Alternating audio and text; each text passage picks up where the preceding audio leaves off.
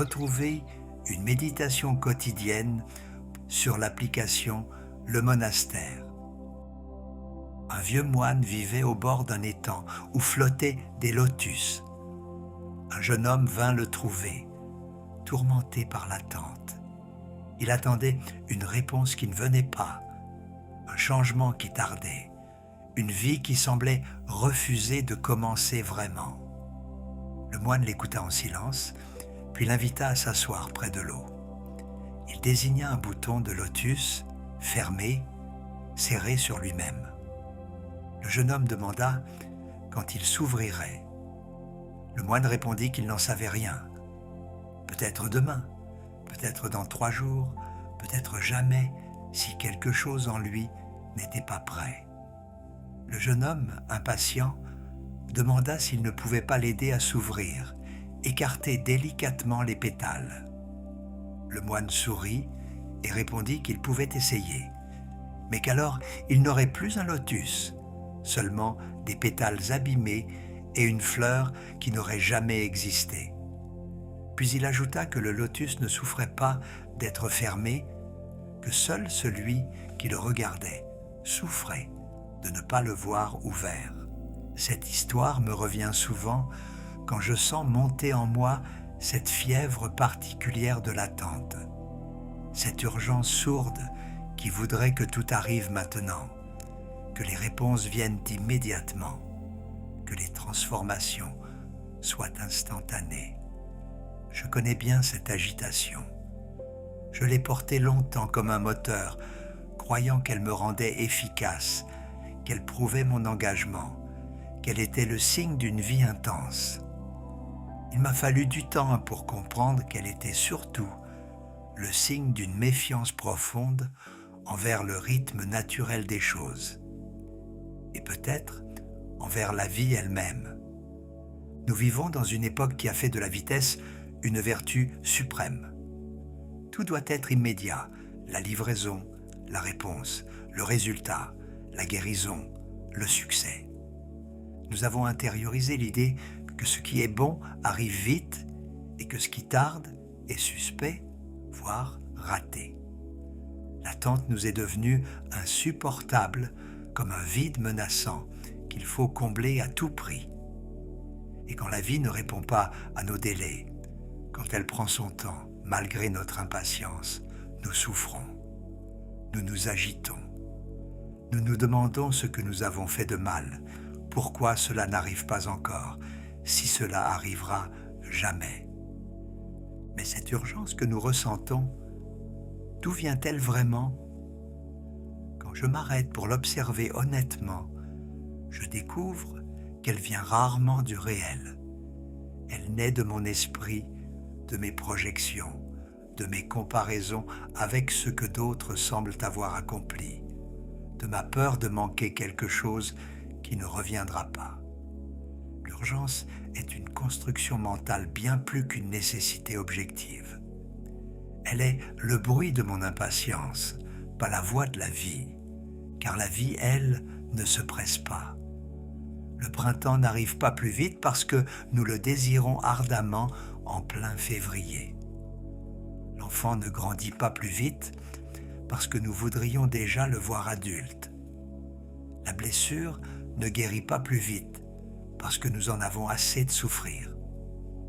Il y a dans le réel un rythme qui ne dépend pas de notre volonté, une temporalité propre aux choses qui ignorent superbement notre impatience.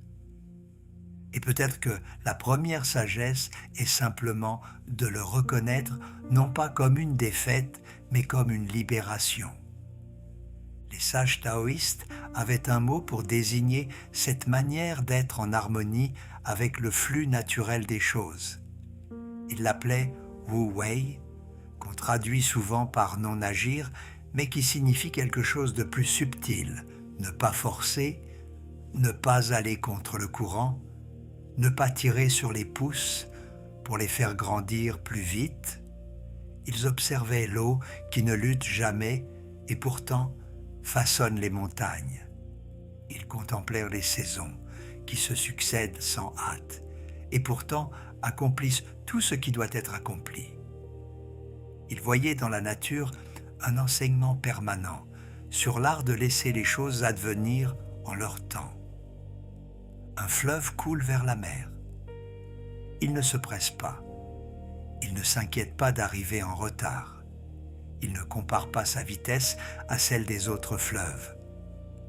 Il suit simplement sa pente, contourne les obstacles, s'élargit quand le terrain le permet, se resserre quand les rives se rapprochent. Et pourtant, inévitablement, il atteint la mer. Non pas malgré sa lenteur, mais grâce à elle.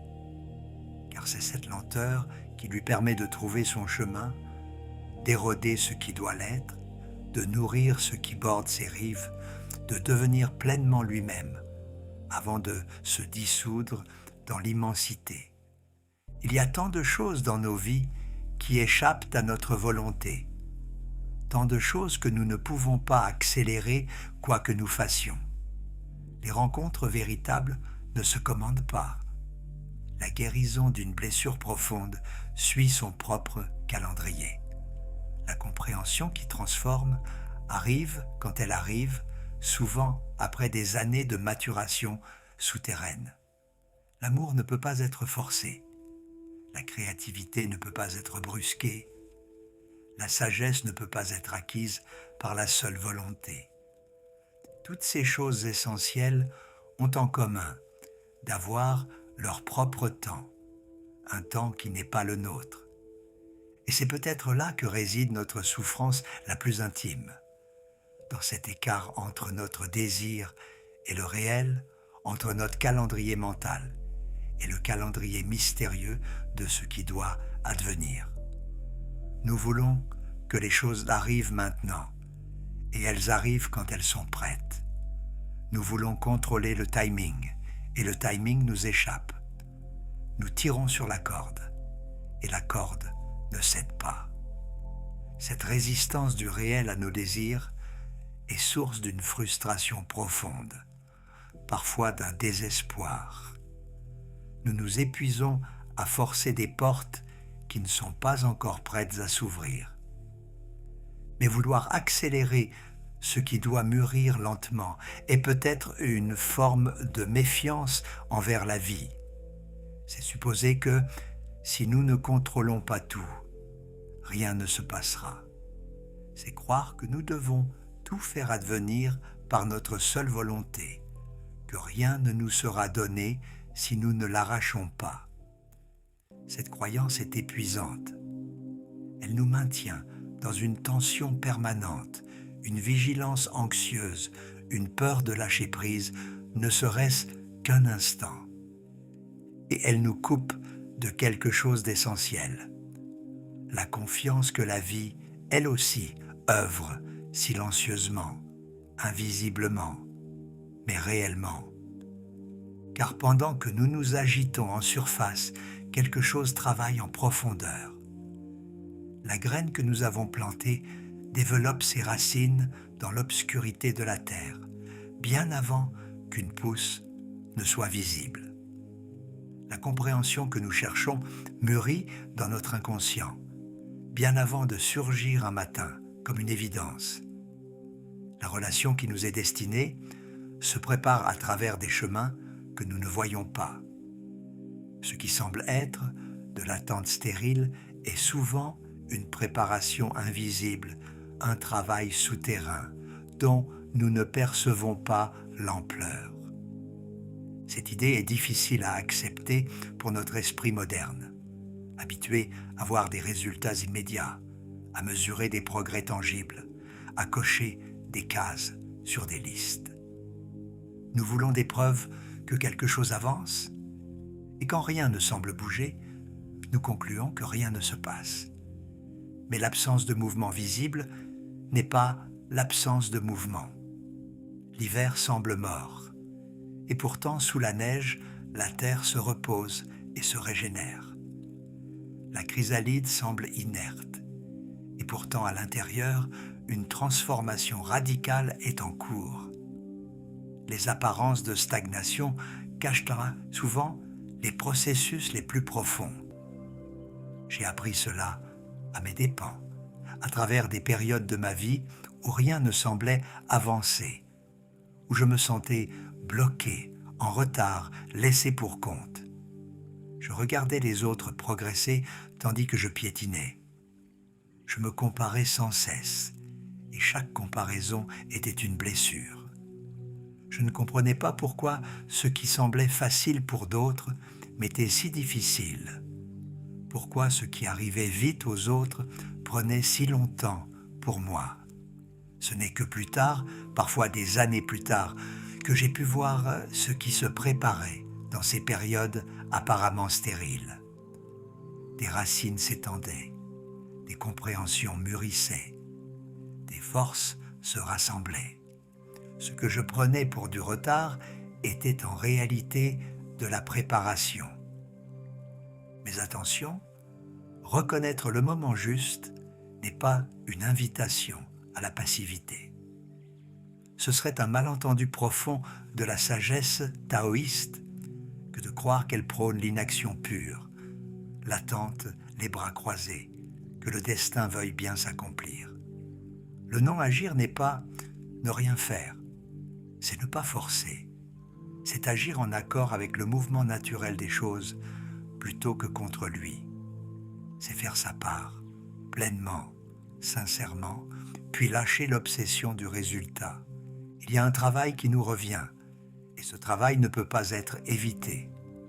La graine ne germera pas si nous ne l'avons pas plantée.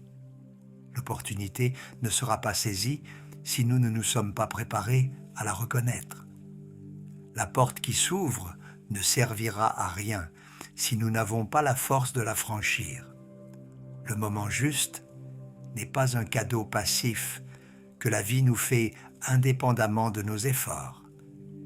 Il est la rencontre entre notre préparation et l'opportunité qui se présente. Comme le disait Sénèque, la chance est ce qui arrive quand la préparation rencontre l'occasion.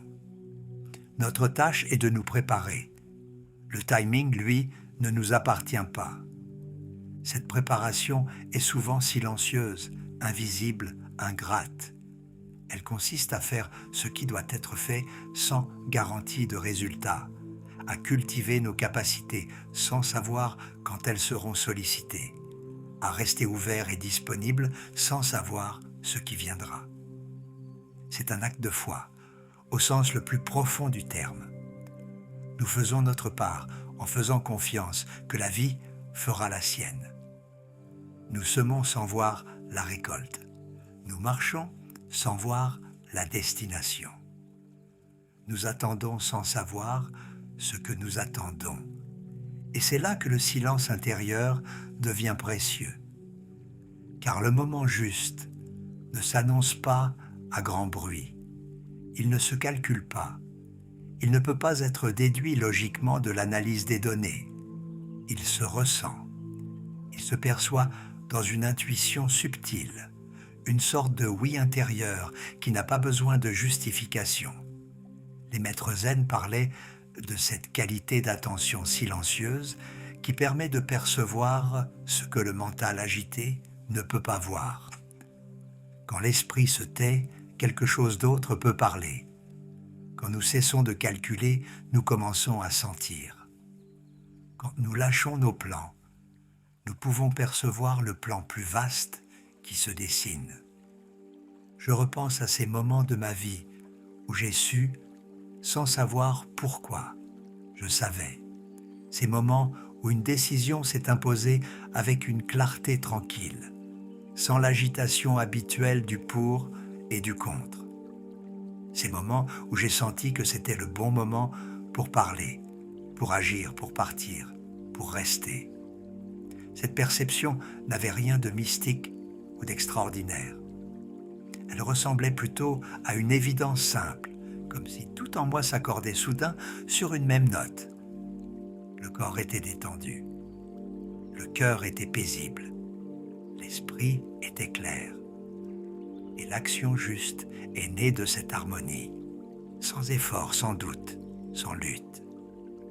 À l'inverse, je me souviens des moments où j'ai forcé, où j'ai agi malgré un malaise intérieur, où j'ai fait taire cette voix qui disait pas encore ou pas comme ça. Je me souviens de la tension dans mon corps, de l'agitation dans mes pensées, de ce sentiment diffus que quelque chose n'allait pas. Et presque invariablement, ces moments forcés ont produit des résultats forcés. Des relations qui n'ont pas tenu, des projets qui ont échoué, des paroles que j'ai regrettées. Le mauvais timing laisse des traces. Ce qui arrive trop tôt fatigue, ce qui arrive trop tard fait souffrir. Seul ce qui arrive au moment juste s'inscrit dans la durée. Ce mauvais timing, nous le connaissons tous intimement. Nous avons tous dit des mots avant qu'ils ne soient prêts à être entendus, fait des propositions avant que l'autre ne soit prêt à les recevoir, pris des décisions avant d'avoir toutes les informations nécessaires. Nous avons tous vécu l'amertume des fruits cueillis trop tôt et la tristesse des occasions manquées, parce que nous avons trop tardé. Cette danse subtile entre l'élan et la patience, entre l'action et l'attente, entre le oui et le pas encore. C'est peut-être l'apprentissage de toute une vie. Et cet apprentissage passe nécessairement par l'erreur. Il n'y a pas de recette pour trouver le moment juste. Il n'y a pas de technique infaillible. Il y a seulement l'expérience accumulée, les essais et les erreurs, les échecs qui nous enseignent et les réussites qui nous encouragent. Chaque fois que nous forçons et que cela ne fonctionne pas, nous apprenons quelque chose sur notre impatience. Chaque fois que nous attendons trop et que l'occasion nous échappe, nous apprenons quelque chose sur notre peur d'agir. Ces leçons sont précieuses, même si elles sont douloureuses. Elles affinent progressivement notre discernement, notre capacité à sentir le moment qui convient. Mais comment distinguer l'attente sage de la procrastination? Comment savoir si nous respectons le temps juste ou si nous fuyons par peur? C'est une question que je me pose souvent, car la frontière est parfois floue. Je crois que la différence se trouve dans la qualité intérieure de l'attente. L'attente sage est paisible, confiante, ouverte. Elle n'est pas agréable nécessairement.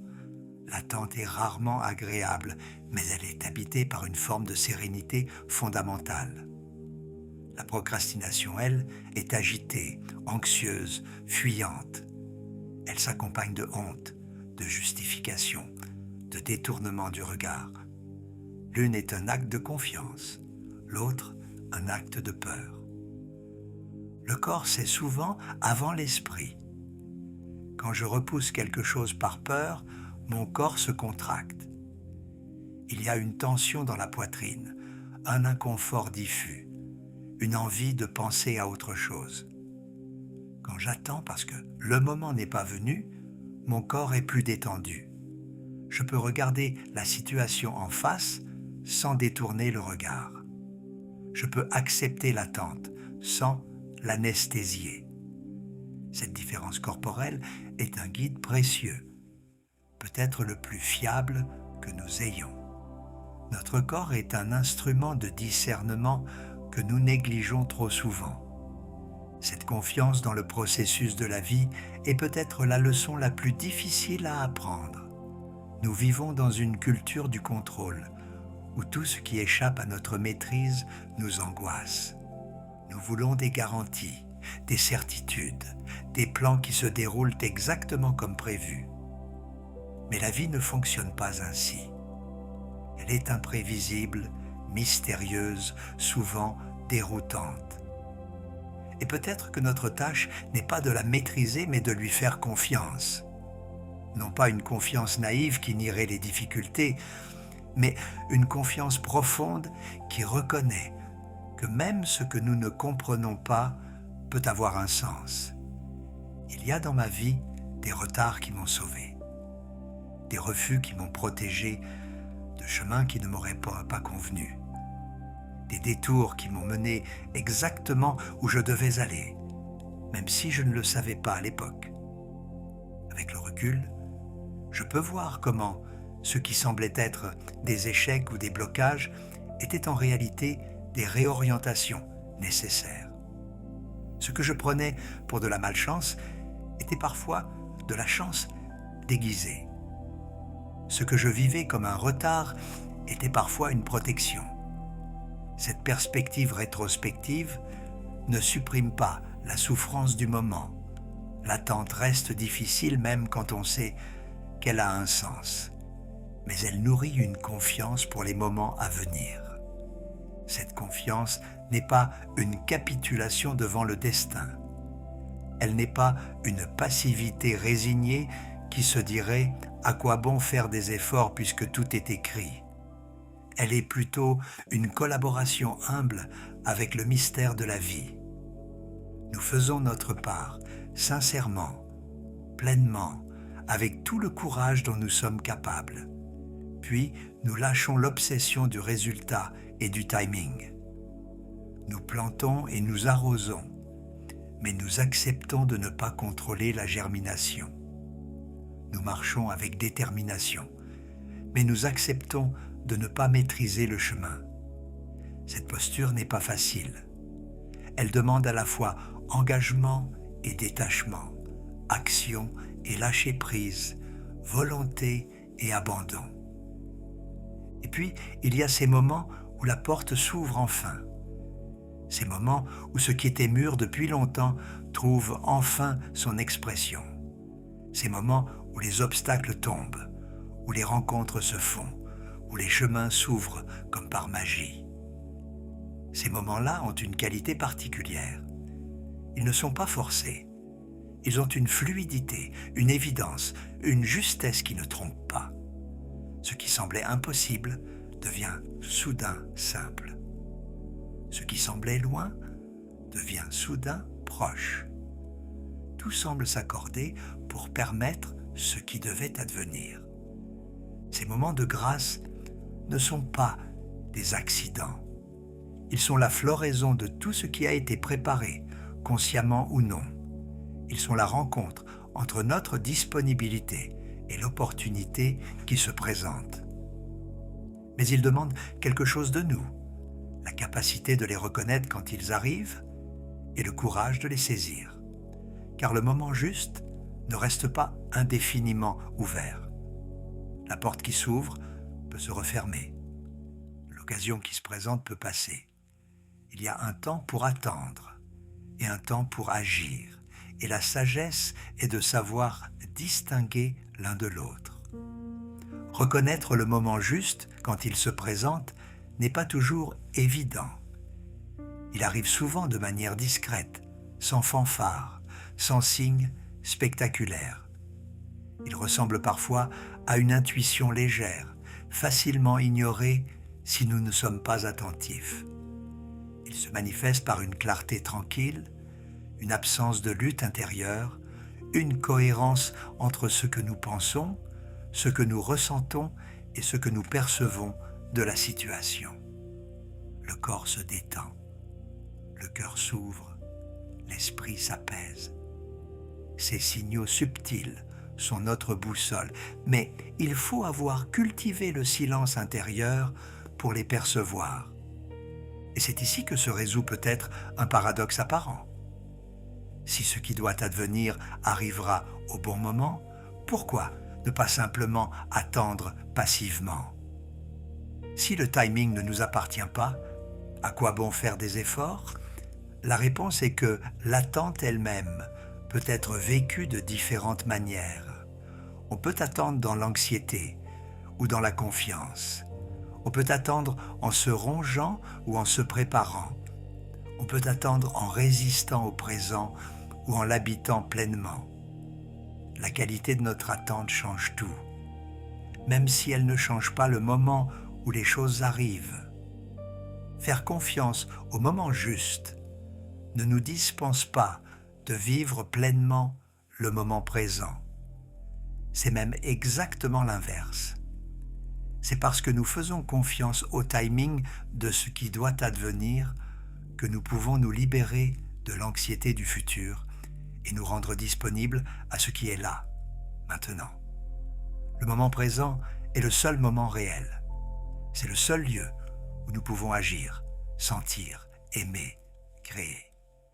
Attendre le moment juste ne signifie pas vivre dans l'attente.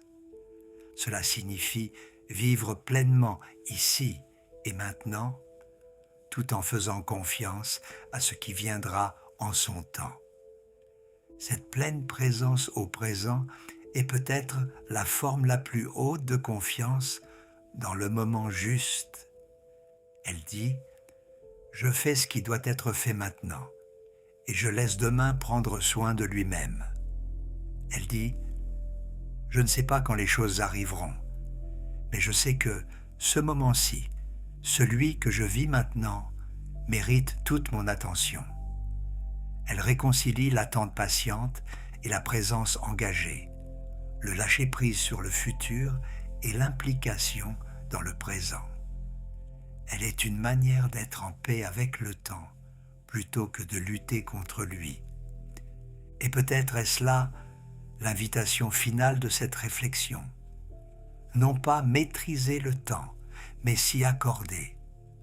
Comme un musicien s'accorde à son orchestre, comme un danseur s'accorde à la musique, comme un navigateur s'accorde au vent et au courant. Il y a dans la vie un rythme plus vaste que le nôtre, une musique que nous n'avons pas composée, mais à laquelle nous pouvons apprendre à danser. Ce rythme n'est pas toujours celui que nous aurions choisi. Il est parfois plus lent que notre impatience, parfois plus rapide que notre préparation. Mais c'est le seul rythme réel, et c'est avec lui que nous devons apprendre à vivre. Le lotus du vieux moine finira par s'ouvrir. Peut-être demain, peut-être dans une semaine, peut-être au moment exact où le jeune homme aura cessé de l'attendre et sera parti marcher ailleurs. Et quand il s'ouvrira, ce sera parfait. Pas parce que ce sera le moment que quelqu'un aura choisi, mais parce que ce sera le moment où toutes les conditions seront réunies pour cette floraison. Le soleil aura la bonne inclinaison, l'eau aura la bonne température, la fleur aura la bonne maturité. Et rien de tout cela n'aura dépendu de l'impatience ou de la patience de quiconque. Ce qui doit advenir adviendra au moment juste. Notre tâche n'est pas de forcer ce moment, mais de nous y préparer. Notre tâche n'est pas de contrôler le timing, mais de rester attentif quand il se présente. Notre tâche n'est pas de comprendre pourquoi maintenant ou pourquoi pas encore, mais de faire confiance au mystère qui gouverne ces choses. Et dans cette confiance, quelque chose se détend. La pression se relâche, l'urgence se dissipe. Et nous découvrons que l'attente elle-même peut devenir un lieu habitable, un espace de préparation et de maturation, un temps plein plutôt qu'un temps vide. Alors peut-être pourriez-vous, en cet instant, relâcher un peu cette tension particulière qui accompagne vos attentes. Non pas renoncer à ce que vous espérez, mais cesser de le serrer si fort. Non pas abandonner vos projets, mais leur faire assez confiance pour les laisser mûrir. Non pas arrêter de marcher vers ce qui vous appelle, mais accepter que le chemin ait ses propres détours et son propre timing. La paix naît quand on cesse de devancer la vie. La confiance naît quand on accepte de ne pas tout comprendre. Et la joie naît quand on découvre que ce moment-ci, exactement tel qu'il est peut-être déjà le moment juste. Celui où vous lisez ces mots, celui où quelque chose en vous s'apaise, celui où vous commencez à faire confiance au temps.